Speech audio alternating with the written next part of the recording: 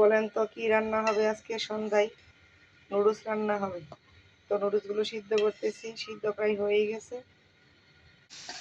তো আমার নুডলসগুলো সিদ্ধ হয়ে গেছে, তো চুলায় একটা প্যান বসাই দিলাম। আমার ছেলে মেয়ে আবার নুডলসের সাথে একটু আলু পছন্দ করে, তাই আলুগুলোকে একটু গোল গোল করে কেটে নিলাম, একটু লবণ দিয়ে আলুগুলোকে হালকা দিয়ে দিয়ে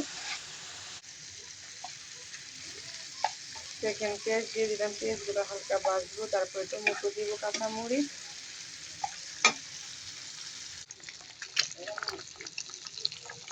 ভাজা ভাজির কাজ সেগুলো এখন আমার দুধটা ভেজে নিলাম।